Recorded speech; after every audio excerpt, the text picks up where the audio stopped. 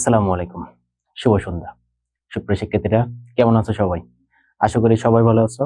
আলহামদুলিল্লাহ, আমিও ভালো আছি। তো আজকে আমি তোমাদের মাঝে উপস্থিত হয়েছি আর্থিক অবস্থা বিবরণীর আজকের আপাতত লাস্ট ক্লাস নিয়ে। আজকে আর্থিক অবস্থা বিবরণীর তোমাদের গত দিনের মতো আজকেও তোমাদের মোট মুনাফা, নিট মুনাফা, মালিকানা সত্ত্ব এবং আর্থিক অবস্থা নিয়ে আলোচনা করে আপাতত এই চ্যাপ্টার শেষ করব। তো তোমাদের যাদের বুঝতে অসুবিধা হবে অবশ্যই কমেন্ট করবা। তোমাদের কমেন্টে রিপ্লাই দেওয়ার চেষ্টা করবা, যেহেতু আজকের রিভিশন ক্লাস, কারণ এর আগে একটা ক্লাস আমি করাইছি এই চ্যাপ্টারের উপর। তো দেখো, আজকের আর্থিক অবস্থা বিবরণের যে ম্যাথটা আমি নিয়ে আসছি, প্রাইজে 2023 সালের 31 ডিসেম্বর তারিখের একটা ম্যাথ, 30 ডিসেম্বর তারিখের। এখন এখান থেকে আমরা প্রথমে দেখবো হচ্ছে মোট মুনাফা। মোট মুনাফায় কোন কোন তথ্যগুলো আসে। মোট মুনাফায় আমি তোমাদের বলছিলাম যে প্রথমে যে জিনিস আসবে সেটা হচ্ছে বিক্রয়। বিক্রয়ের সাথে বিক্রয় রিলেটেড কোনো সমন্বয় থাকলে সেগুলো আসবে। এখন আমরা একটু ফাইন্ড আউট করে দেখি বিক্রয় এবং বিক্রয় রিলেটেড কি বলছে আমাদেরকে। দেখো, প্রথমে বলছে ব্যাংক জমা অতিরিক্ত, দরকার নেই, আমাদের লাগবে হচ্ছে বিক্রয়, পণ্য বিক্রয়। টাকা দিয়ে আছে 2,40,000 টাকা। বিক্রয় যেহেতু ক্রেডিট, আমরা বিক্রয়ের টাকাটা খুঁজবো সবসময়ের জন্য ক্রেডিট বক্সে। এবং দেখো লেখা আছে কারবারি বার্তা। এখন কারবারি বার্তা যদি ডেবিট বক্সে টাকা দেওয়া থাকে তাহলে সেটা হবে ক্রয়ের বার্তা, সরি বিক্রয়ের বার্তা। আর ক্রেডিট বক্সে যদি টাকা দেওয়া থাকে তাহলে সেটা হবে হচ্ছে ক্রয় বার্তা। এখন দেখো কারবারি বার্তা আমাদের দুই পাশে টাকা দেওয়া আছে, একটা ডেবিট বক্সে দেওয়া আছে, একটা ক্রেডিট বক্সে দেওয়া আছে। তো আমরা এখন নিট দেনাদার করব। তো নিট দেনাদার করতে গেলে আমাদের লাগবে হচ্ছে বিক্রয় বার্তা। এখন বিক্রয় বার্তা আমাদের ডেবিট বক্সে যে টাকা আছে এটাকে বিক্রয় বার্তা বলে। এখন তাহলে আমরা বিক্রয় রিলেটেড দুইটা তথ্য পাইলাম, একটা হচ্ছে পণ্য বিক্রয় পাইছি আর একটা পাইছি পণ্য ফেরত, অর্থাৎ সরি কারবারি বার্তা। এবার দেখবো ফেরত বা বিক্রয় রিলেটেড আর কোনো তথ্য আমাদের এখানে আছে কিনা। দুই মিলে দেখো বিক্রয় এবং কারবারি বার্তা বাদে কোনো তথ্য আমাদের এখানে দেওয়া নাই বিক্রয় রিলেটেড। এবার আমরা সমন্বয় পড়ব। সমন্বয় প্রথম বলছে, 1 নম্বর সমন্বয় বলছে সমাপনী মজুত পণ্যের ক্রয় মূল্য 60,000 টাকা। এখানে বিক্রয় দেওয়া নাই আমাদেরকে, বিক্রয় রিলেটেড কোনো কিছু দেওয়া নাই। 2 নম্বর বলছে বাকিতে পণ্য বিক্রয়। এই বাকিতে পণ্য বিক্রয়, এটা বিক্রয়ের সাথে কাজ হবে। বাকিতে পণ্য বিক্রয় 20,000 টাকা হিসাবভুক্ত হয়নি। আমরা জানি বিক্রয়ের সাথে দেনাদারের সম্পর্ক, আর সমন্বয় জিনিস প্রতিটা জিনিস দুই জায়গায় করে যাবে। তো একটা যাবে হচ্ছে বিক্রয়ের সাথে, আর একটা যেহেতু বিক্রয়ের সাথে আমাদের দেনাদারের সম্পর্ক, আর একটা যাবে দেনাদারে। তাহলে বিক্রয় একটা সমন্বয় পেয়ে গেলাম। আমরা রিয়া মিলে একটা সমন্বয় পাইছি কারবারি বার্তা, আর সমন্বয় একটা সমন্বয় পাইছি অলিখিত বিক্রয়। এরপরে বলছে প্রাপ্য হিসাবের, এটার সাথে বিক্রয়ের কোনো সম্পর্ক আমাদের নাই। তাহলে বিক্রয়ের সমন্বয় পাইছি আমরা অনলি একটা। রিয়া মিলে পাইছিলাম কারবারি বার্তা, আর সমন্বয় পাইছি যে হিসাবভুক্ত হয়নি। এখন কারবারি বার্তা মানে কি, আমি গত ক্লাসে আলোচনা করছিলাম। কারবারি বার্তা বলতে ডিসকাউন্ট অর্থাৎ ছাড়কে বোঝায়। আমরা যদি আমাদের গতানুগতিক ভাষায় বা মার্কেটিং এর ভাষায় যদি বলি তাহলে ডিসকাউন্ট। দেখবা আমরা যখন মার্কেটে যাই কোনো পণ্য ক্রয় বা বিক্রয় করি, ক্রয়ের কথাটাই বলি, বিক্রয় কথাটা পরে বলি, কারণ বিক্রয় হলে তো আমরা বিক্রেতা হয়ে গেলাম। আমরা যখন কোনো কিছু কিনতে যাই তখন বলি ভাই ডিসকাউন্ট নাই। এই যে ডিসকাউন্ট আমরা মার্কেটিং এর ভাষায় বলি ডিসকাউন্ট, আর বাংলায় বলি ছাড়, আর হিসাব বিজ্ঞানের ভাষায় বলি কারবারি বার্তা। এখন তুমি বিক্রয় করছো 2,40,000 টাকা, ছাড় দিচ্ছ 6,000 টাকা, তাহলে অ্যাকচুয়ালি বিক্রয় করছো কত টাকা? 2,34,000 টাকা, অর্থাৎ এটা তুমি ছাড় দিয়ে দিচ্ছ। এরপরে বলছে সমন্বয়ে যে বাকিতে পণ্য বিক্রয় 20,000 টাকা হিসাবভুক্ত হয়নি, তাহলে হিসাবভুক্ত করতে হবে। তুমি 2,40,000 টাকা বিক্রয় করছিলে সেটা লেখা আছে, আর 20,000 টাকা বিক্রয় করো নাই সেটা এখনো লেখা নাই, লিখতে হবে, তাহলে নতুন করে যোগ হবে। তাহলে আমাদের যে কারবারি বার্তা যেটা ছিল সেটা হচ্ছে ডিসকাউন্ট ছাড়টাকে আমরা মাইনাস করব, আর যেটা হিসাবভুক্ত হয়নি সেটা হিসাবভুক্ত করব, মানে যোগ করব। দেখো আমাদের নিট বিক্রয় এখানে কি করছে, বা বিক্রয় 2,40,000 টাকা, সমন্বয় ছিল অলিখিত বিক্রয়, অর্থাৎ যেটা হিসাবভুক্ত করা হয়নি, হিসাবভুক্ত করছি, যোগ অলিখিত বিক্রয় 20,000 টাকা। তাহলে 20,000 টাকা যদি যোগ করে টাকা আসবে 2,60,000 টাকা। আমাদের রিয়া মিলে দেওয়া ছিল কারবারি বার্তা। কারবারি বার্তাটা আমরা মাইনাস করবো। এই যে কারবারি বার্তা আমরা সরাসরি 6,000 টাকা মাইনাস করছি, তোমরা ব্র্যাকেট দিয়ে দেখাই দিবা। 6,000 টাকা আমরা মাইনাস করছি। 6,000 টাকা যদি মাইনাস করি, 2,60,000 থেকে যদি 6,000 মাইনাস করি টাকা থাকবে 2,54,000 টাকা। এটাকে বলা হয় নিট বিক্রয়। এটা ক নম্বরেও প্রশ্ন আসতে পারে যে নিট বিক্রয়ের পরিমাণ নির্ণয় করো। তো আমাদের রিয়া মিলে যেহেতু কারবারি বার্তা ছিল, কারবারি বার্তা আমরা মাইনাস করছি। যদি রিয়া মিলে ফেরত থাকতো ফেরতটাও আমরা মাইনাস করতাম। এরপরে আসবে আমাদের শিরোনাম মাইনাস বিক্রিত পণ্যের ব্যয়।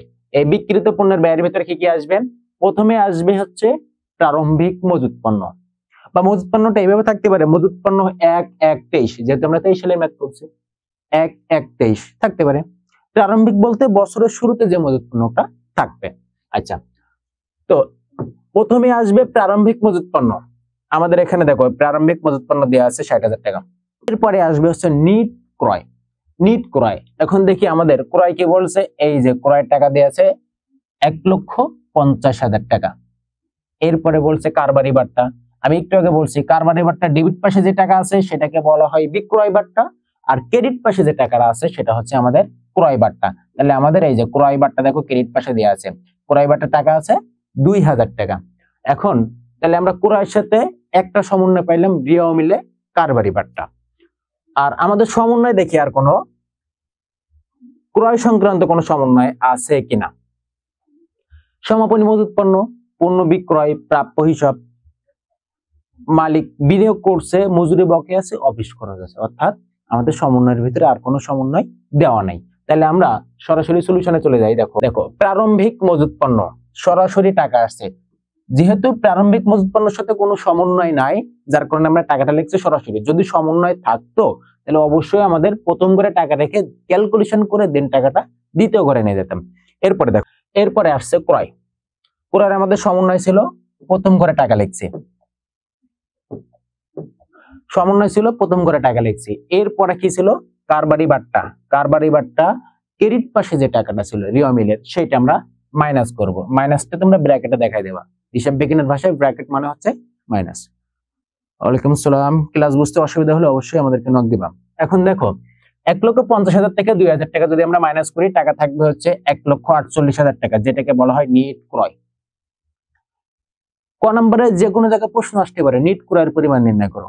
এর আগে শিখছি আমরা নিট বিক্রয়ের পরিমাণ নির্ণয় করো, আর এখন শিখলাম নিট ক্রয়ের পরিমাণ নির্ণয় করো। এটা মোট মুনাফার ভিতরে অলরেডি অন্তর্ভুক্ত। এরপরে আসো, এরপরে আসবে হচ্ছে প্রত্যক্ষ খরচগুলো। প্রত্যক্ষ খরচ কি? আমি গত ক্লাসে আলোচনা করছিলাম, যে খরচ সরাসরি ঘটে থাকে সেটাকে বলা হয় প্রত্যক্ষ খরচ। আমরা এখান থেকে একটু ফাইন্ড আউট করে দেখি প্রত্যক্ষ খরচ কি কি আমাদের এখানে আছে। ব্যাংক জমা অতিরিক্ত, আমি প্রতিটা লেনদেন একটা একটা করে পড়ে কোনটা সম্পদ, কোনটা দায়, কোনটা আয় এবং কোনটা ব্যয় সবগুলো আমি বলে যাব, তোমরা মনে রাখবা। এগুলো কিন্তু মনে রাখার বিষয়, তোমাদের মনে রাখতে হবে। ব্যাংক জমা অতিরিক্ত এটা হচ্ছে সম্পদ, খরচ না। আর যেটা খরচ না সেটা প্রত্যক্ষ পরোক্ষ আমাদের ফাইন্ড আউট করার কোনো বিষয় নেই। যেগুলো খরচ সেগুলো আমরা ফাইন্ড আউট করবো, যে কোনটা প্রত্যক্ষ খরচ কোনটা পরোক্ষ খরচ। এরপরে বলছে প্রাপ্য হিসাব, এটা সম্পদ, প্রদেয় হিসাব এটা সম্পদ। এরপরে বলছে কারবারি বাট্টা। কারবারি বাট্টা ক্রয় এবং বিক্রয়ের সাথে অলরেডি কাজ হয়ে যাবে। মজুরি, এই মজুরিটা হচ্ছে প্রত্যক্ষ খরচ। এই মজুরি নিয়ে আমাদের কাজ করতে হবে, এবং আমাদের মজুরির সমন্বয় নিচে দেওয়া আছে, এগুলো পরে দেখি। দেখো হাতে নগদ, এটা আমাদের সম্পদ, এখানে আসবে না। এরপরে বলছে মূলধন উত্তোলন। মূলধন উত্তোলন হচ্ছে মালিকানা সত্ত্ব। এরপরে বলছে 10% বিনিয়োগ, সম্পদ। তারপরে বলছে আসবাবপত্র, এটা হচ্ছে স্থায়ী সম্পদ। অনাদায়ী পাওনা, অনাদায়ী পাওনাটা হচ্ছে ব্যয়, তবে এটা প্রত্যক্ষ খরচ না, এটা হচ্ছে পরিচালন ব্যয়ের ভিতরে যাবে। এরপরে বলছে অনাদায়ী পাওনা সঞ্চিতি, এটা অনাদায়ী পাওনা সঞ্চিতি আমাদের প্রত্যক্ষ খরচ না। কমিশন প্রাপ্তি, এটাও না। প্রারম্ভিক মজুত পণ্য না। বেতন, এটাও প্রত্যক্ষ খরচ না। অফিস খরচ প্রত্যক্ষ খরচ না। বীমা খরচ না। বিক্রয় পরিবহন না। ক্রয় পরিবহন প্রত্যক্ষ খরচ। পরিদেয় বিল, এটা হচ্ছে দায়। এখন দেখো আমরা এখানে দুইটা জিনিস পাইছি, একটা হচ্ছে মজুরি আর একটা পাইছি ক্রয় পরিবহন। এখন প্রশ্ন যদি শুধুমাত্র পরিবহন দেওয়া থাকতো তাহলে আমরা কি করতাম? স্যার আমাকে একটু মিউট করা যাবে? দেখো ক্রয় পরিবহন, এখানে আমি বলছিলাম যদি আমাদের শুধুমাত্র পরিবহন দেওয়া থাকতো তাহলে আমরা কি করতাম? শুধুমাত্র পরিবহন থাকলে এটাও প্রত্যক্ষ খরচ, কিন্তু বিক্রয় পরিবহন এটা প্রত্যক্ষ খরচ না। ক্রয় পরিবহনের আরেক নাম কিন্তু আন্তঃপরিবহন। ক্রয় পরিবহন এর আরেক নাম হচ্ছে আন্তঃপরিবহন, এটা মনে রাখবা। ক্রয় পরিবহনের আরেক নাম আন্তঃপরিবহন। যদি এখানে আমাদের ক্রয় পরিবহনের পরিবর্তে আন্তঃপরিবহন থাকতো সেটা আসতো। এরপরে আসছো বিক্রয় পরিবহন। বিক্রয় পরিবহন এই বিক্রয় পরিবহনের আরেক নাম হচ্ছে বহি পরিবহন।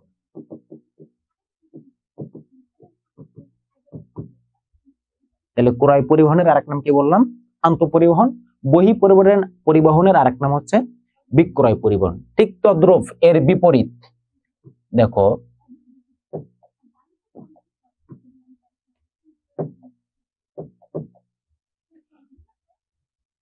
বহি ফেরত।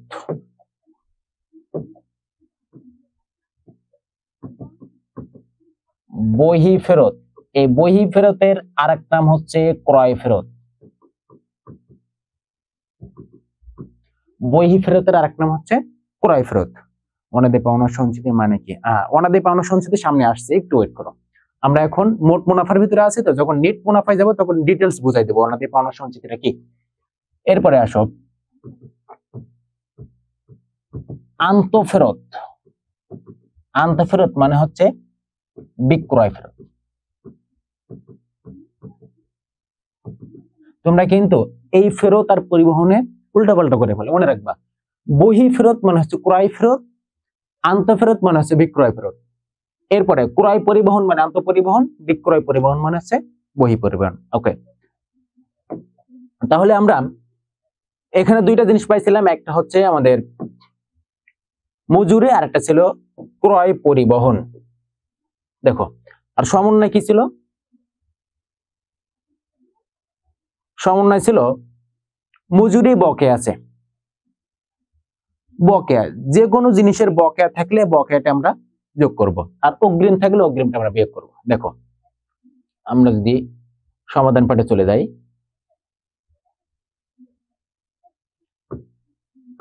দেখো ক্রয় পরিবহন টাকা ছিল হচ্ছে 1000, আমরা যেহেতু সমন্বয় নাই দ্বিতীয় ঘরে লিখে দিয়েছি।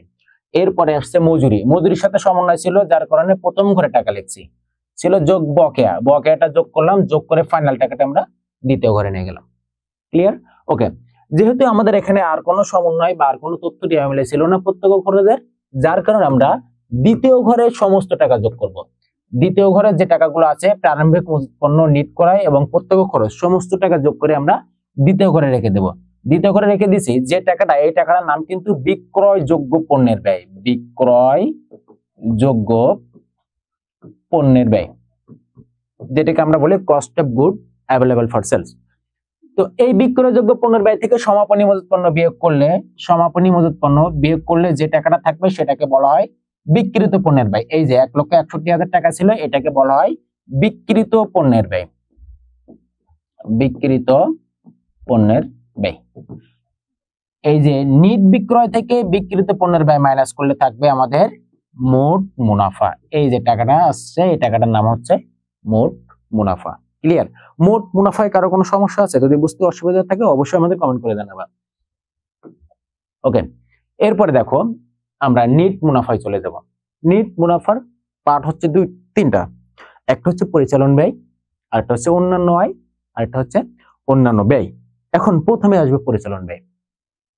পরিচালন ব্যয় কোনগুলো আসবে আমরা একটু ফাইন্ড আউট করে আসি। আর পরিচালন ব্যয় কোন তথ্যগুলো আসবে? ব্যবসা প্রতিষ্ঠান পরিচালনা করার জন্য যে খরচগুলো হয়ে থাকে। এখন আমরা একটু পরিচালন ব্যয় ফাইন্ড আউট করে আসি কি কি আসবে। ব্যাংক, আমি দেখো প্রতিটা লেনদেন কিন্তু এর আগে পড়ে কোনটা সম্পদ, কোনটা দায়, কোনটা আয় ব্যয় সবই কিন্তু বলে দিয়েছি। এখন আমি জাস্ট ফাইন্ড আউট করব আমাদের ব্যয়ে, পরিচালন ব্যয়ে কোনটা কোনটা আসবে। পরিচালন ব্যয় আসবে অনাদায়ী পাওনা, অনাদায়ী পাওনা সঞ্চিতি। তুমি যেটা প্রশ্ন করছো একটু খেয়াল করো, আমি এটা ক্লিয়ার করে দিচ্ছি একটু পরে। কমিশন প্রাপ্তি এটা আসবে না। বেতন হচ্ছে পরিচালন ব্যয়, অফিস খরচ, বীমা খরচ, বিক্রয় পরিবহন, এইগুলো হচ্ছে আমাদের পরিচালন ব্যয় আসবে। স্যার বহি ফেরত এর পরে কি লিখছিলেন আরেকবার বলতে পারেন? আচ্ছা, বহি ফেরত মানে হচ্ছে ক্রয় ফেরত, আর আন্তঃফেরত মানে হচ্ছে বিক্রয় ফেরত। আর বহি পরিবহন মানে হচ্ছে বিক্রয় পরিবহন, আর আন্তঃপরিবহন মানে হচ্ছে ক্রয় পরিবহন। ক্লিয়ার? আমাদের সমন্বয় কি কি বলছে, সমন্বয়গুলো একটু পড়ে আসি। সমাপনী মজুত পণ্যর ক্রয় মূল্য 60,000 টাকা। আচ্ছা, এখানে একটা জিনিস তোমরা মাঝে মাঝে ভুল করো, যে ক্রয় মূল্য দেওয়া আছে, এখানে তোমরা একটু কনফিউজ হয়ে যাও যে ক্রয় মূল্য দেওয়া আছে, তাহলে এই ক্রয় মূল্যকে কোনো কাজ হবে? এই সমাপনী মজুত পণ্য ক্রয় মূল্য থাকতে পারে, বিক্রয় মূল্য থাকতে পারে, ক্রয় মূল্য থাকতে পারে, বিক্রয় মূল্য দেওয়া থাকতে পারে, এটা কোনো ফ্যাক্ট না। ফ্যাক্ট আছে যদি দুইটা টাকা থাকে, যেটা কম সেটা আমরা নিব। ওকে, তাহলে সমাপনী মূল উৎপন্নের সাথে আমাদের আপাতত কোনো কাজ নাই। এরপরে আমরা দেখব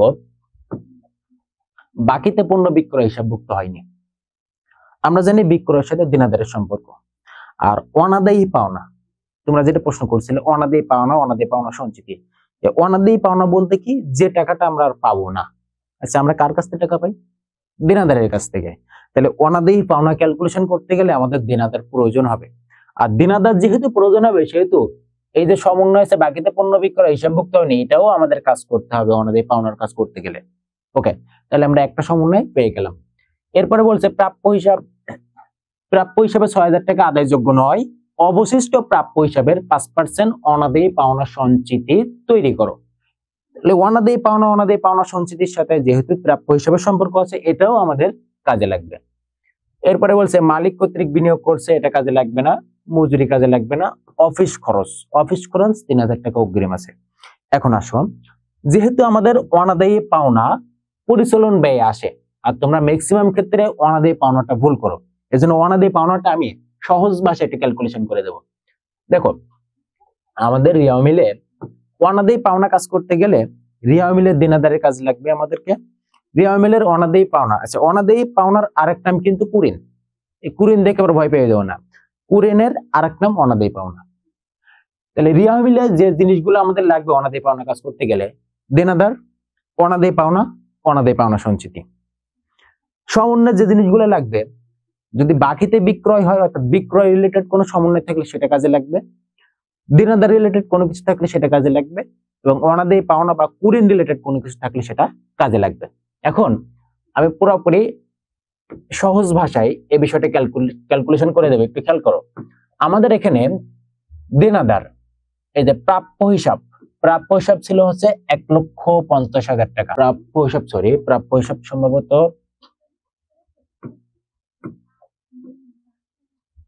প্রাপ্য হিসাবের টাকা আছে 90,000 টাকা। রিয়া হলে আমাদের প্রাপ্য হিসাব দেওয়া আছে 90,000 টাকা। দেখা যাচ্ছে না, হয়তো তোমার নেটওয়ার্কের কোনো সমস্যা, একটু খেয়াল করো। প্রাপ্য হিসাব 90,000 টাকা আমাদের রিয়া মিলে দেওয়া আছে। এরপরে কি বলছে দেখো, অনাদায়ী পাওনা, আমাদের রিয়া মিলে অনাদায়ী পাওনা দেওয়া আছে 4,000 টাকা। একটু মনে রাখবা, অনাদায়ী পাওনা সঞ্চিতি আমাদের দেওয়া আছে 8,000 টাকা। তাহলে রিয়া মিলে আমাদের প্রাপ্য হিসাব আছে 90,000 টাকা, অনাদায়ী পাওনা আছে 4,000 টাকা, অনাদায়ী পাওনা সঞ্চিতি আছে হচ্ছে 8,000 টাকা। এরপরে আমাদের সমন্বয় কি বলছে? সমন্বয় বলছিল যে বাকিতে পণ্য বিক্রয় 20,000 টাকা হিসাবভুক্ত হয়নি, এটা হিসাবভুক্ত করতে হবে। দেখো আমাদের কি বলছে, যে বাকিতে বিক্রয় 20,000 টাকা হিসাবভুক্ত হয়নি, এটার সাথে আমাদের দেনাদারের কাজ আছে। এরপরে বলছে প্রাপ্য হিসাবে 6,000 টাকা আদায়যোগ্য নয়, অবশিষ্ট প্রাপ্য হিসাবের 5% পাওনা সঞ্চিতি তৈরি করো। আচ্ছা, এবার আসো আমি তোমাদের একটু ক্যালকুলেশন করে দেখাই দেই। আমাদের অনাদায়ী পাওনা করতে গেলে দেনাদারের ক্যালকুলেশনটা করা লাগবে। দেখো, অনাদায়ী পাওনা কোথায় লেখি? অনাদায়ী পাওনা লিখতে হয় আমাদের পরিচালন ব্যয়ের ভিতরে। পরিচালন ব্যয়ের ভিতরে লিখতে হয় অনাদায়ী পাওনা, আর দেনাদার লিখতে হয় চলতি সম্পদের ভিতরে।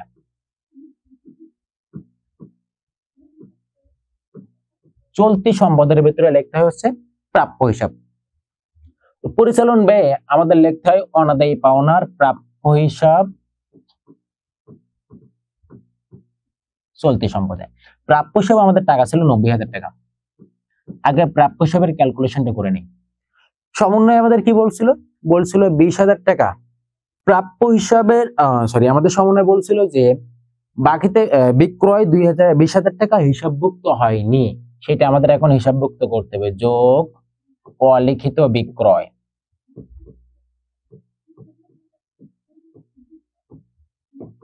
অলিখিত বিক্রয় 20,000 টাকা। তাহলে আমাদের মোট প্রাপ্য হিসাব রিয়া মিলে দেওয়া ছিল 90,000 টাকা। এটা দশম অধ্যায় আর্থিক অবস্থা বিবরণী।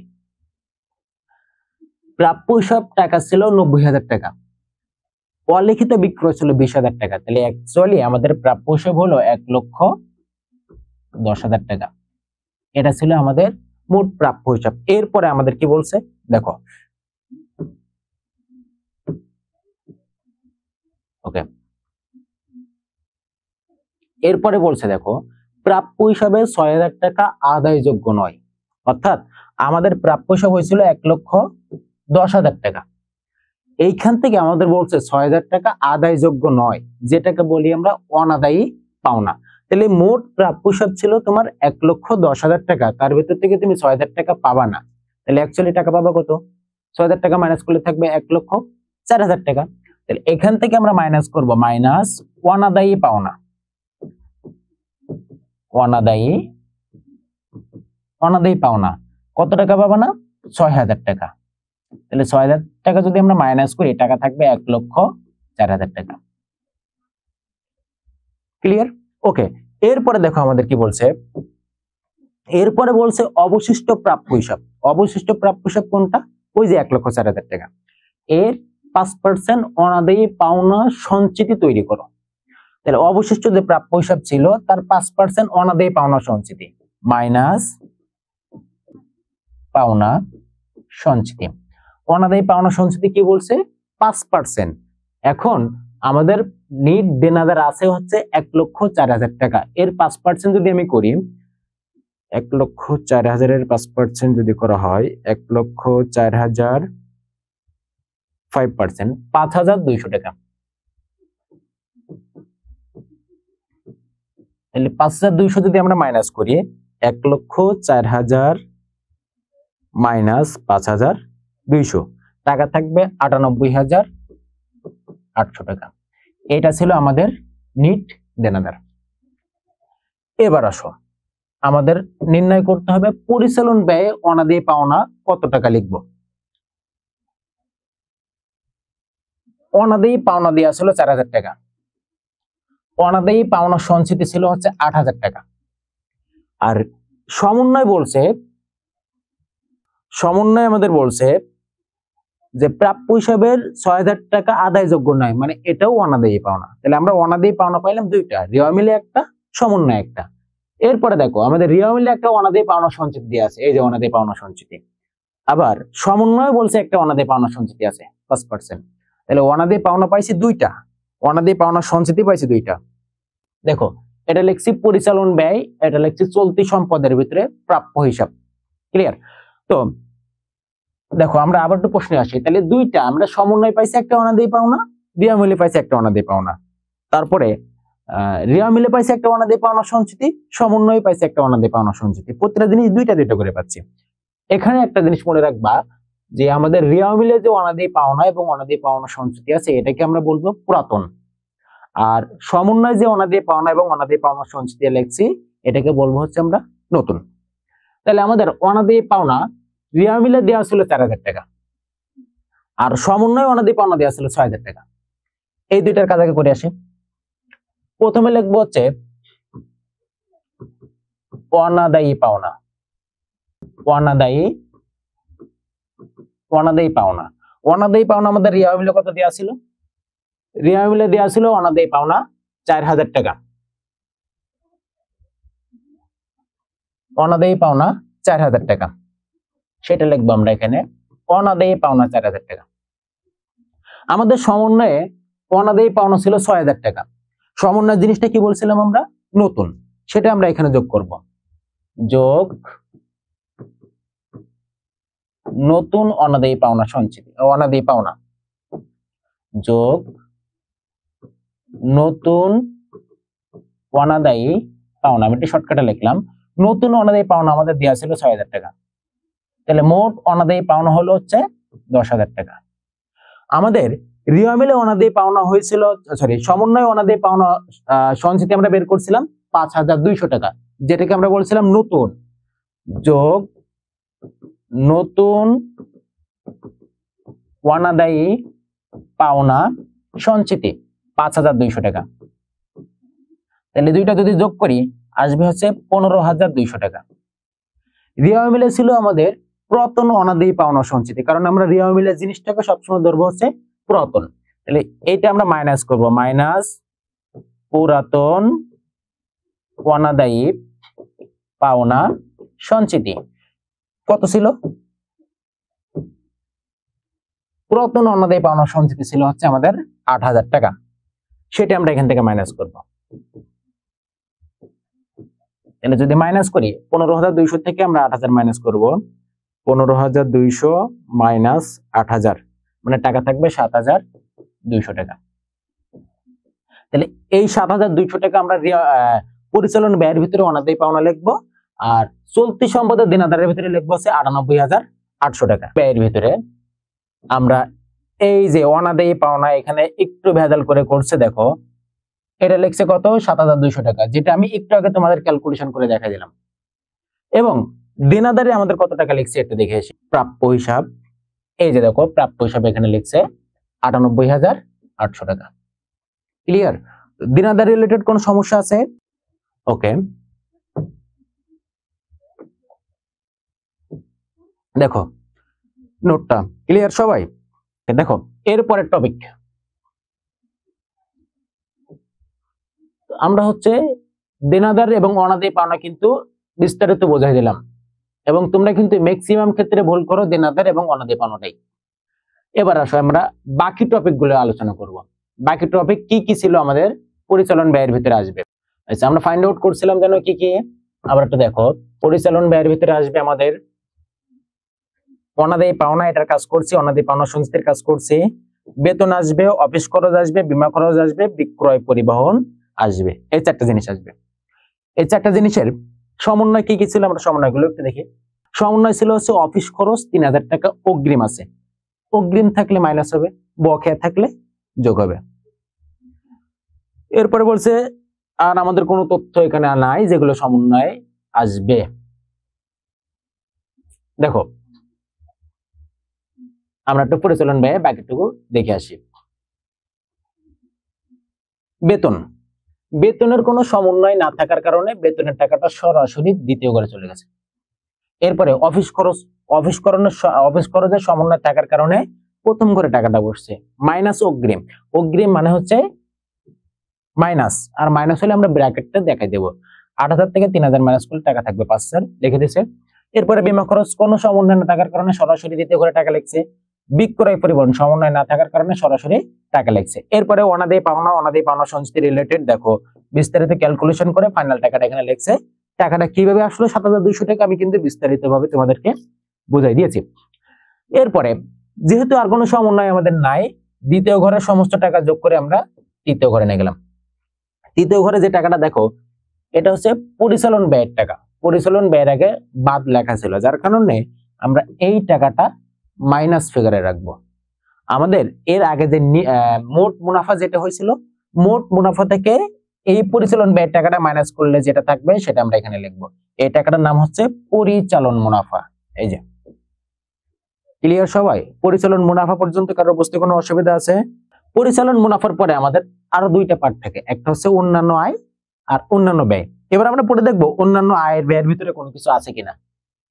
আমরা চলে যাই প্রশ্নে। আচ্ছা, অন্যান্য আয় এবং অন্যান্য ব্যয়ের ভিতরে দেখি কিছু আসে কিনা, এখান থেকে একটু ফাইন্ড আউট করে দেখি। ব্যাংক জমাতিরিক্ত প্রাপ্য হিসাব, প্রদেয় হিসাব, 10% বিনিয়োগ।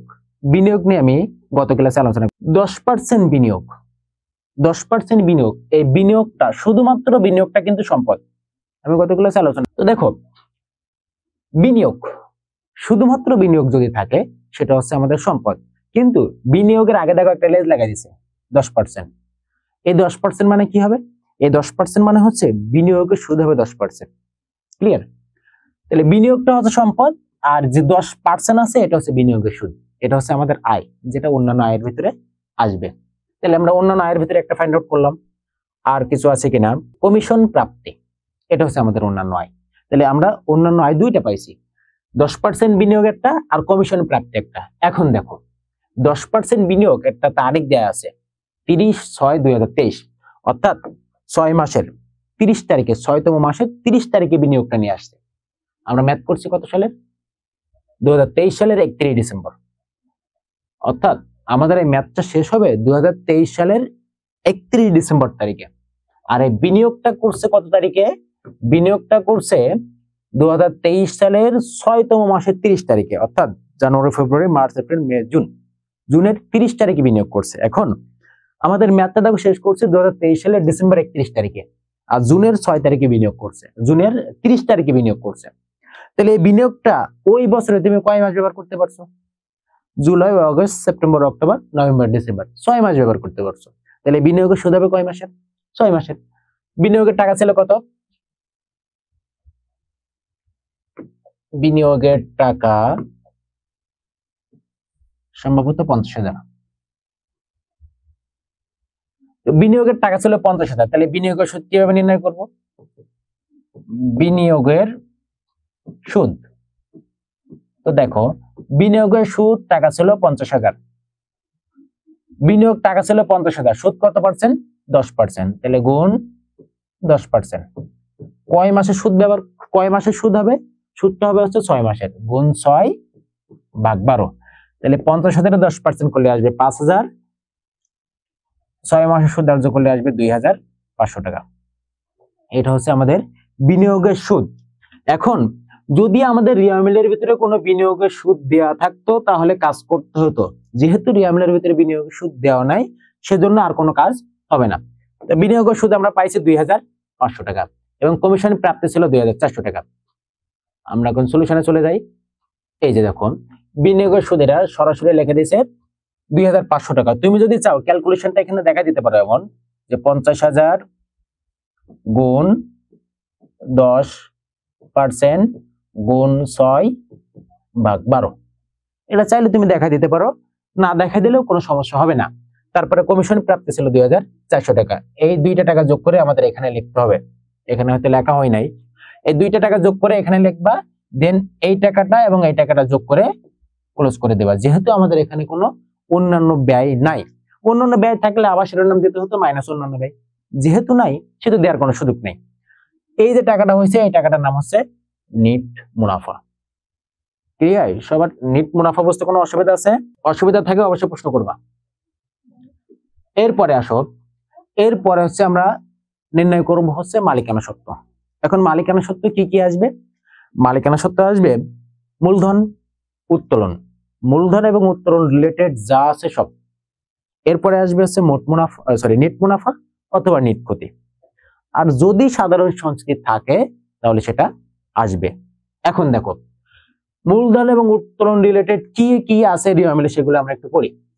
এখানে আমাদের রিয়ামিলে মূলধন এবং উত্তোলন রিলেটেড আছে উত্তোলন, মূলধন, 2টা জিনিস আছে রিয়ামিলে।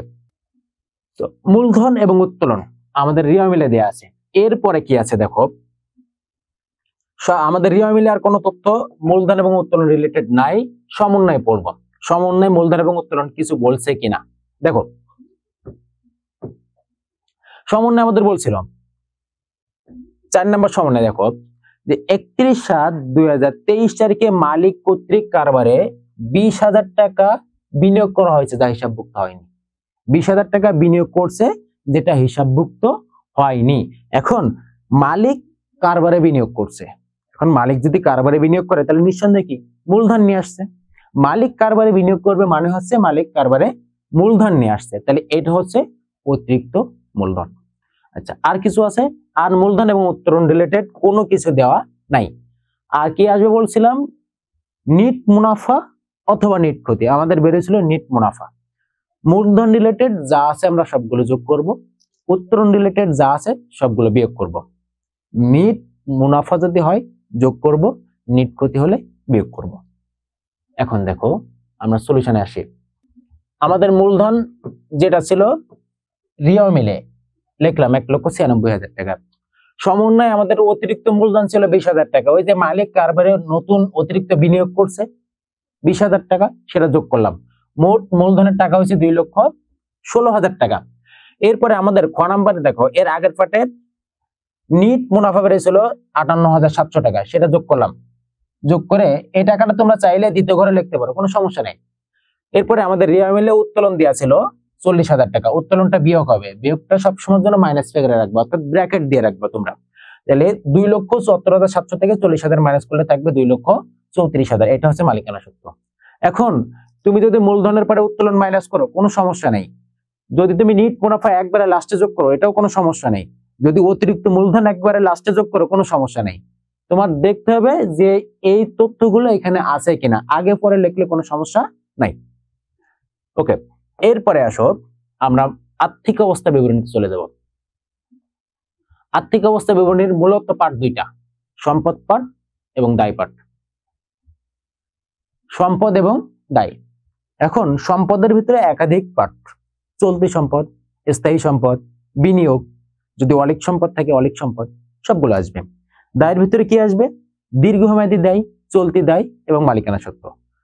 এখন আসো প্রথমে আমরা যদি স্থায়ী সম্পদ লিখি, আমাদের স্থায়ী সম্পদ কি কি আছে একটু ফাইন্ড আউট করতে হবে। দেখো এখানে স্থায়ী সম্পদ কি কি আছে একটু ফাইন্ড আউট করি। স্থায়ী সম্পদ আছে আসবাবপত্র, তাছাড়া আর কোনো স্থায়ী সম্পদ এখানে নাই, একটাই আছে আসবাবপত্র। আসবাবপত্রের কোনো সমন্বয় আমাদের এখানে দেওয়া নাই, তাহলে আমরা স্থায়ী সম্পদের ভিতরে সরাসরি আসবাবপত্র টাকা যে 60,000 ছিল এটা লিখে দেবো। ক্লিয়ার? ওকে, এরপরে ছিল 10% বিনিয়োগ। এই বিনিয়োগটা আমরা আলাদা শিরোনামে লিখে দেবো সরাসরি বিনিয়োগ। বিনিয়োগ রিলেটেড কোনো কিছু এখানে দেওয়া নাই বা বিনিয়োগের কোনো সমন্বয়। 10% বিনিয়োগ বলতে বিনিয়োগের সুদ আছে, কিন্তু বিনিয়োগের সাথে অন্য কোনো সমন্বয় নাই, যার কারণে সম্পদ পাশে একটা ছিল শুধুমাত্র আসবাবপত্র, বিনিয়োগে একটা ছিল 10% বিনিয়োগ। এরপরে আসো চলতি সম্পদ। চলতি সম্পদে কি কি আছে সেগুলো আমরা দেখবো। চলতি সম্পদ, চলতি সম্পদে প্রথমে আছে প্রাপ্য হিসাব, এবং এই প্রাপ্য হিসাবের ক্যালকুলেশন আমি দেখাইছিলাম কিভাবে করতে হয়। এরপরে দেখো চলতি সম্পদ আছে হাতে নগদ। এরপরে চলতি সম্পদ কি আছে? এরপরে চলতি সম্পদ আছে, এখানে চলতি সম্পদ আর নাই, সমন্বয় খুঁজতে হবে। তো আমরা রিয়া মিলে চলতি সম্পদ পাইছি দুইটা, একটা হচ্ছে প্রাপ্য হিসাব আর একটা ছিল হাতে নগদ। এবার সমন্বয় একাধিক চলতি সম্পদ আছে। সমাপনী মজুত পণ্য ক্রয় মূল্য 60,000 টাকা। সমন্বয় জিনিস যাবে দুই জায়গায়, একবার লিখে ফেলছি মোট মুনাফার ভিতরে, আর আরেকবার লিখবো হচ্ছে চলতি সম্পদের ভিতরে সমাপনী মজুত পণ্য 60,000 টাকা। এরপরে কি লিখবো? বাকিতে পণ্য বিক্রয় হিসাবভুক্ত হয়নি। এটা দিনাদারের সাথে কিভাবে কাজ করতে হবে সেটা আমি শিখাইছি, যে দিনাদারের সাথে বিস্তারিত ক্যালকুলেশন যদি মনে না থাকে একটু দেখে নিতে পারো, দিনাদারের সাথে এই বিক্রয়টা কিভাবে কাজ হয়েছে। ক্লিয়ার? ওকে, এরপরে আসো মালিক কারবারে বিনিয়োগ করছে। মালিক কারবারে যেটা বিনিয়োগ করছে এটার সাথে কাজ আছে। মালিক কারবারে কি বিনিয়োগ করছে স্পষ্ট উল্লেখ করে দেয় নাই। অনেক সময় এমন উল্লেখ করতে পারে যে মালিক তার বাসার ব্যবহৃত জিনিস কারবারে নিয়ে আসছে, বা অথবা একটা নতুন মেশিন কিনছে, নতুন মেশিন কিনে সেটা ব্যবসায় নিয়ে আসছে, এমন কোনো কিছু উল্লেখ করে দেয় নাই। বলছে এত টাকা, স্পষ্ট উল্লেখ করছে যে টাকা। তাহলে যেহেতু টাকা বিনিয়োগ করছে তাহলে তোমার নগদ টাকা বেড়ে গেছে। তাহলে এই যে মালিক 20,000 টাকা কারবারে বিনিয়োগ করছে, এটা একবার মূলধনের সাথে যোগ করতে হবে, আর যেহেতু নগদ টাকা বেড়ে গেছে হাতে নগদের সাথে যোগ করতে হবে। তাহলে সমন্বয় পাইলাম দুইটা। মজুরি বকেয়া আছে। এখন মজুরি বকেয়া আছে, আমরা জানি ব্যয়ের বকেয়াটা দায়ী, যার কারণে এটা চলতি সম্পদ পাশে আসবে না। ভাড়া অফিস খরচ 3,000 টাকা অগ্রিম আছে। অফিস খরচ তার অগ্রিম, খরচের অগ্রিম চলতি সম্পদ, তাহলে এই 3,000 টাকা চলতি সম্পদে আসবে। তাহলে আমরা রিয়া মিলে তথ্য পাইছি দুইটা এবং সমন্বয় পাচ্ছি হচ্ছে তিনটা, সমাপনী মজুত পণ্য, হাতে নগদের সাথে 20,000 টাকা যোগ, এবং অফিস খরচ 3,000 টাকা সরাসরি বসে যাবে। দেখো পত্র কোনো সমন্বয় ছিল না, সরাসরি দেখো টাকা তৃতীয় ঘরে নিয়ে গেছে। এরপরে বিনিয়োগের কোনো সমন্বয় ছিল না, সরাসরি টাকা তৃতীয় ঘরে নিয়ে গেছে। চলতি সম্পদ হাতে নগদ সমন্বয় ছিল, প্রথম করে টাকা লিখছি, অতিরিক্ত মূলধন ছিল 20,000 টাকা, এই দুইটা টাকা যোগ করে ফাইনাল টাকাটা দ্বিতীয় ঘরে নিয়ে গেলাম। এরপরে প্রাপ্য হিসাব, এই যে প্রাপ্য হিসাবের যে কাজগুলো আমি করছিলাম এই কাজগুলো সব কিন্তু তোমাদের নোটপ্যাডে দেওয়া আছে। প্রাপ্য হিসাবের বিস্তারিত ক্যালকুলেশন, এই যে প্রাপ্য হিসাবের নেট টাকা ছিল কত? 98,800 টাকা। তাহলে দেখো এখানে সে 98,800 টাকা আমাদের সরাসরি বসাই দিচ্ছে এখানে। এই প্রাপ্য হিসাবের বিস্তারিত ক্যালকুলেশন কত? 98,800 টাকা। এটা নিঃসন্দেহে তোমরা বুঝতে পারছিলে। সুতরাং এই ক্যালকুলেশনটা আমি আর দেখালাম না তোমাদেরকে। এরপরে ছিল অফিস খরচ অগ্রিম, খরচের অগ্রিম চলতি সম্পদ, এই যে চলতি সম্পদ। এরপরে আমাদের আরেকটা সমন্বয় ছিল, দেখো সমন্বয়টা ছিল হচ্ছে 10% বিনিয়োগ, অর্থাৎ বিনিয়োগের সুদ। বিনিয়োগটা ছিল আমাদের সম্পদ, এর 10% অর্থাৎ বিনিয়োগের সুদ। এই বিনিয়োগের সুদ বলতে তুমি যে বিনিয়োগটা করছে 10% সুদ এখনো পাও নাই, পাবা। তাহলে যেহেতু এখনো পাও নাই, পাবা। বিনিয়োগের সুদ হচ্ছে আয়, আর আয়ের বকেয়াটা হচ্ছে চলতি সম্পদ, যার কারণে এটা সম্পদ পাশে লেখা হয়েছে। ক্লিয়ার সবাই? এবার দ্বিতীয় ঘরে সমস্ত টাকা যোগ করে আমরা তৃতীয় ঘরে নিয়ে আসলাম। যেহেতু আমাদের সম্পদের আর কোনো পার্ট নাই, এবার তৃতীয় ঘরের সমস্ত টাকা যোগ করে দেন আমরা ক্লোজ করে দিলাম। এটা হচ্ছে আমাদের মোট সম্পদ। এর পরের পার্ট হচ্ছে দায়, দীর্ঘমেয়াদী দায়, চলতি দায় এবং মালিকানা সত্ত্ব। এখন আমরা মালিকানা সত্ত্ব বের করছি, দীর্ঘমেয়াদী দায় এবং চলতি দায় কি কি আছে আমরা একটু খুঁজে বের করব। দীর্ঘমেয়াদী দায় নরমালি একটা জিনিস থাকে, সেটা হচ্ছে, দেখো দীর্ঘমেয়াদী দায়ের একটা জিনিস থাকে, সেটা হচ্ছে ঋণ। ম্যাক্সিমাম ক্ষেত্রে দীর্ঘমেয়াদী দায় একটা থাকে, সেটা হচ্ছে ঋণ। এখানে দেখো ঋণ নাই, ঋণ নাই মানে হচ্ছে দীর্ঘমেয়াদী দায় নাই। তো চলতি দায় কি কি আছে আমরা একটু ফাইন্ড আউট করি। ব্যাংক জমা অতিরিক্ত, এটা হচ্ছে চলতি দায়। এখন অনেক ক্ষেত্রে এমন লেখা থাকে ওডি অথবা ওডি। ওডির ফুল মিনিং হচ্ছে ওভারড্রাফট, মানে জমা অতিরিক্ত, এটাও কিন্তু চলতি দায়। এরপরে আছে প্রদেয় হিসাব, এটাও চলতি দায়। আর চলতি দায় এখানে প্রদেয় বিল। তাহলে রিয়া মিলে আমরা চলতি দায় পাইছি তিনটা। একটা পাইছি ব্যাংক জমা অতিরিক্ত, আর একটা পাইছি প্রদেয় হিসাব, আর একটা পাইছি হচ্ছে প্রদেয় বিল। আর সমন্বয় কি কি আছে একটু দেখি চলতি দায়ের। দেখো এখানে ছিল হচ্ছে আমাদের মজুরি 2000 টাকা বকেয়া আছে, মজুরি ছিল ব্যয়, ব্যয়ের বকেয়া চলতি দায়। তাহলে এই যে 2000 টাকা এটাও চলতি দায়ে আসবে। তাহলে এইগুলো আমরা চলতি দায়ের ভিতরে লিখবো। দেখো সলিউশন পার্টে যদি চলে যাই, দেখো চলতি দায় এটা তোমরা আন্ডারলাইন করবা। ব্যাংক জমা অতিরিক্ত সমন্বয় ছিল না দ্বিতীয় ঘরে, প্রদেয় হিসাব সমন্বয় ছিল না দ্বিতীয় ঘরে, প্রদেয় বিল সমন্বয় ছিল না দ্বিতীয় ঘরে, বকেয়া মজুরি সমন্বয় ছিল না দ্বিতীয় ঘরে। সমস্ত টাকা আমরা যোগ করে তৃতীয় ঘরে নিয়ে গেলাম। এর আগে দেখো মালিকানা সত্ত্ব, মালিকানা সত্ত্ব তোমরা প্রথমে লিখতে পারো অথবা চলতি দায় দীর্ঘমেয়াদী দায়ের পরেও লিখতে পারো, কোনো সমস্যা নেই। তো এই মালিকানা সত্ত্ব এবং চলতি দায়, স্থায়ী দায় যদি থাকতো লিখতাম, সমস্ত টাকা যোগ করে তৃতীয় ঘরে লিখে ক্লোজ করে দেবো। এক্ষেত্রে দেখবা আমাদের মোট সম্পদ, মোট দায় এবং চলতি সম্পদ, চলতি দায়, অর্থাৎ সম্পদ পাশ এবং দায় পাশ এক হয়ে যাবে। সেক্ষেত্রে আমাদের ম্যাথটা রাইট। অনেক ক্ষেত্রে অনেক ক্ষেত্রে বলতে কিছু কিছু ক্ষেত্রে, বেশি ক্ষেত্রে নয়, সম্পদ এবং দায় মেলে না। তো তোমার ম্যাথমেটিক্যাল টার্মগুলো সব যদি ঠিক থাকে, না মেললেও তুমি পূর্ণ মার্কস পাবা। তবে না মেলার সম্ভাবনাটা কম, দুই এক ক্ষেত্রে হতে পারে, ম্যাক্সিমাম ক্ষেত্রে মিলে যাবে।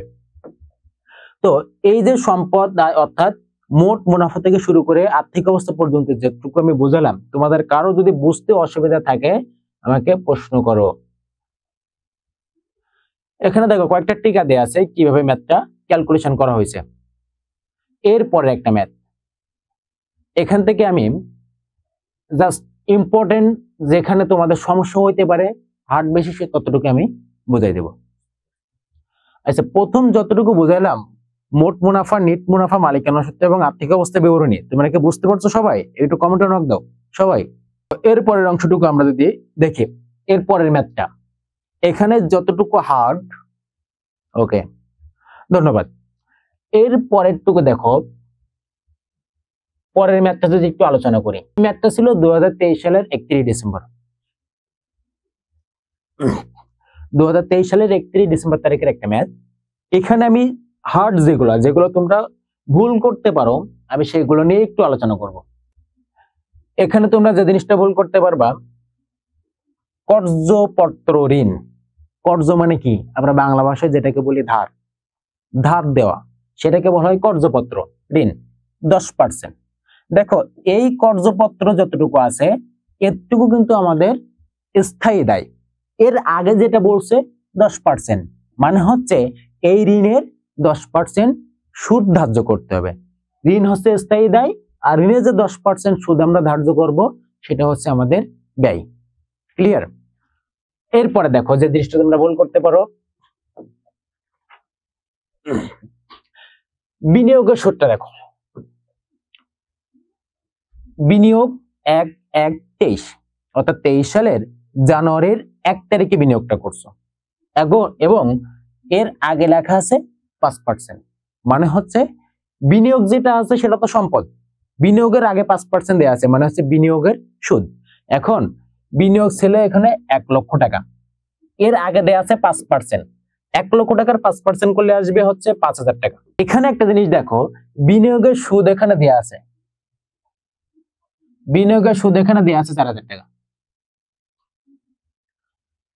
তাহলে কি করতে হবে, বিনিয়োগের সুদ আমরা ক্যালকুলেশন করে দেখছি আসবে 5,000 টাকা, কিন্তু এখানে দেয়া আছে 4,000 টাকা। বাকি 1,000 টাকা গেল কোথায়?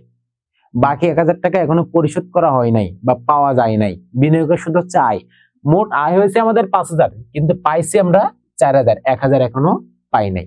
তাহলে বিনিয়োগের সুদ আমরা ক্যালকুলেশনটা এভাবে লিখবো, বিনিয়োগের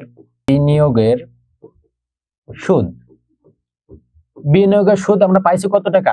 4,000, কিন্তু অ্যাকচুয়ালি পাবো কত টাকা? 5,000। পাই নাই কত টাকা? 1,000, এখনো পাই নাই, ভবিষ্যতে পাবো। এটাকে বলা হয় বকেয়া, কিন্তু বিনিয়োগের ক্ষেত্রে আমরা বকেয়া লিখবো না, অর্থাৎ অনাদায়ী, যেটা পাই নাই এখনো পাবো, যোগ অনাদায়ী। অনাদায়ী হচ্ছে 1,000, মোট টাকা আসবে হচ্ছে 5,000। এভাবে আমাদের লিখতে হবে। পরিচালন ব্যয়ে এভাবে লিখবো। আর বিনিয়োগের সুদ ছিল আমাদের আয়, আয়ের বকেয়াটা হচ্ছে সম্পদ, চলতি সম্পদ।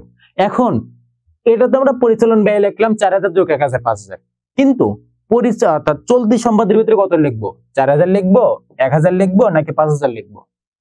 আমরা জানি সমন্বয় জিনিস দুই জায়গায় যায়, রিয়া মিলের জিনিস এক জায়গায় যায়। রিয়া মিলে ছিল 4,000 টাকা, এটা কিন্তু অলরেডি লিখে ফেলছি আমরা পরিচালন ব্যয়, তাহলে এটা আর কোথাও যাবে না। এখন তাহলে কি 5,000 যাবে?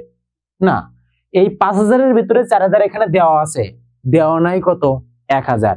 এই 1,000টাই হচ্ছে আমাদের সমন্বয়। তাহলে আমরা যখন চলতি সম্পদ লিখবো তখন লিখবো বিনিয়োগের অনাদায়ী সুদ 1,000 টাকা, 4,000ও লিখবো না, 5,000ও লিখবো না, লিখবো হচ্ছে 1,000 টাকা। দেখো আমি দেখে আসি, এর পরের পার্টটুকু সলিউশন পার্টে নাই, যার কারণে দেখাতে পারলাম না। তো তোমরা নিঃসন্দেহে বুঝতে পারছো, তোমরা সরাসরি লিখবা হচ্ছে বিনিয়োগের অনাদায়ী সুদ 1,000 টাকা, 4,000ও না, 5,000ও না। আচ্ছা ওকে, আরেকটা জিনিস তোমরা ভুল করতে পারো, সেটা হচ্ছে দেখো, এটা আমি সম্ভবত ফার্স্ট ক্লাস অথবা সেকেন্ড ক্লাসে আলোচনা করছিলাম। পুঞ্জীভূত অবস্থায় অফিস সরঞ্জাম। পুঞ্জীভূত অবস্থায় কি? পুঞ্জীভূত অবস্থায় ধরে নাও তুমি একটা মেশিন কিনছো 2020 সালে, এখন চলে হচ্ছে 2025 সাল। তাহলে একটা মেশিন 2020 সালে কিনছো, এর ভিতরে 2021 সাল চলে গেছে, তার ভিতরে 2022 সাল গেছে, এইভাবে তুমি 25 সাল পর্যন্ত মেশিনটা ব্যবহার করছো। এখন আমরা জানি যে প্রতিটা বছরের যে কোনো সম্পদ তুমি ক্রয় করো না কেন, প্রতিটা বছর একটা না একটা অবচয় হবে। ধরে নাও তুমি আজকে একটা ফোন কিনছো, সেটা যে কোনো ব্র্যান্ডের হইতে পারে। ধরে নাও তুমি আইফোন কিনছো একটা 1,60,000 টাকা দিয়ে। এখন তুমি আইফোনটা কিনে নিয়ে আসছো, ধরে নাও আমার কাছে আসছো, বলছো স্যার ইমার্জেন্সি টাকার প্রয়োজন, আমি আইফোনটা বিক্রি করবো। এখনো ব্যবহার করো না, ইনটেক। আমি বলছি ভাই আমি তোমার 1,60,000 দিতে পারবো না, আমি তোমাকে সর্বোচ্চ 1,50,000 দিতে পারবো। দেখো তুমি কিন্তু আইফোন কিনছো 1,60,000 দিয়ে, কিন্তু আমি বলছি কত টাকা? 1,50,000 টাকা, সরাসরি 10,000 টাকা কমে গেছে। এটাকে বলে অবচয়। ধরে নাও এরপরে তুমি 1 বছর ব্যবহার করছো, ব্যবহার করার পরে আরেকজন ব্যক্তির কাছে গেছো, তো বলছে ভাই আমি 1,00,000 টাকা দিতে পারবো। তাহলে দেখো প্রতি বছর তোমার ফোনের দাম কিন্তু কমে যাচ্ছে। এইটাকে হিসাব বিজ্ঞানের ভাষায় বলা হয় অবচয়। এখন আইফোন কেনার পরে প্রথম বছর অবচয় ছিল 10,000, দ্বিতীয় বছর দেখো অবচয় হয়ে গেছে তোমার 50,000। তাহলে প্রথম বছর অবচয় ছিল 10,000, দ্বিতীয় বছর ছিল 50,000, তৃতীয় বছর আরো একটা অবচয় হবে। অর্থাৎ তুমি যে মেশিন হইতে পারে বা যে কোনো সম্পদ হইতে পারে, ক্রয় করার পর থেকে এই পর্যন্ত মোট যে অবচয়টা হয়েছে, সমস্ত অবচয় একসাথে যোগ করলে যেটা হবে সেটাকে বলা হয় পুঞ্জীভূত অবচয়। আর তুমি স্পেসিফিক ধরে নাও 2000 প্রথম যে অবচয় ছিল সেটা 10,000, দ্বিতীয় যে অবচয় ছিল সেটা 50,000, আলাদা আলাদা করে যেটা বলবা সেটা অবচয়। আর সমস্ত অবচয় একসাথে যোগ করলে যেটা হবে সেটা হচ্ছে পুঞ্জীভূত অবচয়। তো সেটা এখানে দেয়া আছে পুঞ্জীভূত অবচয়, অর্থাৎ এই অফিস সরঞ্জাম ক্রয় করার পর থেকে এই পর্যন্ত যত অপচয় হয়েছে সমস্ত অপচয় একসাথে যোগ করে যেটা হচ্ছে সেটা পুঞ্জীভূত অপচয়। এখন এই পুঞ্জীভূত অপচয় ক্যালকুলেশনটা কিভাবে করবা? যেহেতু অফিস সরঞ্জাম আমাদের স্থায়ী সম্পদ, এটা স্থায়ী সম্পদ পাশে বসবে। কিভাবে লিখবো? স্থায়ী সম্পদ পাশে লিখবো হচ্ছে অফিস সরঞ্জাম। অফিস সরঞ্জাম কত টাকা ছিল অফিস সরঞ্জাম আমাদের? অফিস সরঞ্জাম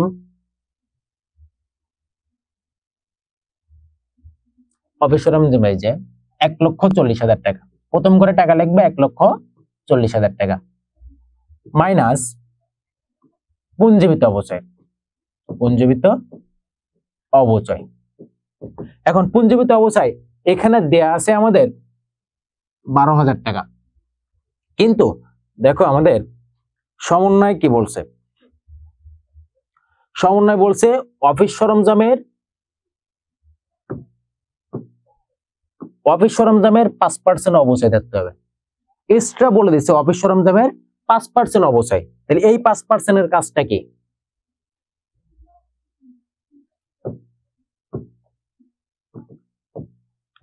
অফিস সরঞ্জাম, অফিস সরঞ্জাম ছিল 1,40,000 প্রথম করে, মাইনাস পুঞ্জীবিত অবচয়। এখন আমাদের পুঞ্জীবিত অবচয় দেখো দেয়া ছিল কত টাকা, 12,000, সেটা আমরা লিখলাম 12,000। এটা কিন্তু দেয়া আছে, নতুন করে বলছে যে অবচয় ধরতে হবে 5%। কোন টাকার উপর? এই যে আমাদের অফিস সরঞ্জাম ছিল 1,40,000, 1,40,000 এর 5% করলে আসবে হচ্ছে 7,000। তাহলে দুইটা যোগ করলে কত হবে? 12 আর 7 19,000। তাহলে আমাদের এই 1,40,000 থেকে 19,000 মাইনাস করার পরে যেটা থাকবে সেটা এখানে লিখতে হবে। ক্লিয়ার? এবার আসো, আমরা জানি স্থায়ী সম্পদের অপচয়টা পরিচালন ব্যয়ে আসে। এখন স্থায়ী সম্পদের অপচয় কোনটা নিয়ে আসবো পরিচালন ব্যয়ে? এই 12,000 নিয়ে আসবো নাকি 7,000 নিয়ে আসবো? আমরা জানি ক্রিয়া মিলের জিনিস এক জায়গায় যায়, সেটা অলরেডি লিখে ফেলছি। সমন্বয় জিনিস দুই জায়গায় যায়, সমন্বয় ছিল কত? এই 7,000। তাহলে পরিচালন ব্যয় যখন লিখবো তখন এই স্থায়ী সম্পদের এই 7,000 টাকায় লিখবো, অর্থাৎ অফিস সরঞ্জামের অপচয় 7,000 টাকা। ওকে, ক্লিয়ার সবাই?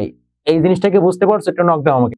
আমাদের প্রথম ম্যাথের হাতে নগদের ক্যালকুলেশনটা ছিল, হাতে নগদ কি ছিল দেখো, যে হাতে নগদ ছিল, হাতে নগদ 50,400 টাকা। আমাদের সমন্বয় বলছিল কি, দেখো সমন্বয় বলছিল যে মালিক কর্তৃক কারবারে 20,000 টাকা বিনিয়োগ করা হয়েছে যা হিসাবভুক্ত হয়নি। আচ্ছা, বিনিয়োগ করছে, কারবারে বিনিয়োগ করছে। এখন কারবারে কি বিনিয়োগ করছে? দেখো এখানে বলছে নগদ টাকা 20,000 টাকা। যদি বলতো যে 20,000 টাকা মূল্যের একটা আসবাবপত্র, তাহলে 20,000 টাকা মূল্যের একটা আসবাবপত্র কারবারে বিনিয়োগ করছে, তাহলে এটা কাজ হতো আসবাবপত্রের সাথে। কিন্তু কি বলছে? 20,000 টাকা বিনিয়োগ করছে। এখন তোমার কারবারে, তোমার একটা ব্যবসা প্রতিষ্ঠানে ধরে নাও মূলধন আছে, নগদ টাকা আছে 1,00,000 টাকা, নতুন করে আরো 20,000 টাকা তুমি ওই ব্যবসায় নিয়ে গেছো, বিনিয়োগ করছে। এখন তোমার কাছে টাকা কত হবে? 1,20,000। সেই কাজটা আমরা এখানে করছি, যে 20,000 টাকা অতিরিক্ত বিনিয়োগ করছে। তাহলে তোমার ব্যবসায়িক ক্যাশ ছিল 1,00,000 টাকা, নতুন করে 20,000 টাকা তুমি বিনিয়োগ করছো, তাহলে তোমার ক্যাশ টাকা বেড়ে হলো কত টাকা? 1,20,000। যার কারণে আমরা লিখছি যোগ বিনিয়োগ অথবা যোগ অতিরিক্ত মূলধন, তুমি যে কোনো একটা লিখতে পারবা। তাহলে মূলধন ছিল আমাদের, হাতে নগদ ছিল 1,00,000 টাকা, ফর এক্সাম্পল এর সাথে আরো 20,000 টাকা যোগ করছি। কেন যোগ করছি? কারবারে বিনিয়োগ করছে 20,000 টাকা, আমার নগদের পরিমাণটা বেড়ে গেছে। কারবারে যত বিনিয়োগ করবে তত নগদের পরিমাণটা বেড়ে যাবে। এবার দেখো তো বুঝতে অসুবিধা কিনা? যত টাকা নগদ কারবারে বিনিয়োগ করবে তত নগদ টাকা বেড়ে যাবে। ঠিক আছে, ওকে, ধন্যবাদ সকলকে, দেখা হবে পরবর্তী কোনো ক্লাসে। সেই পর্যন্ত সবাই ভালো থাকো, সুস্থ থাকো। আজকের মতো বিদায় নিচ্ছি। আল্লাহ হাফেজ। আসসালামু আলাইকুম রহমতুল্লাহ।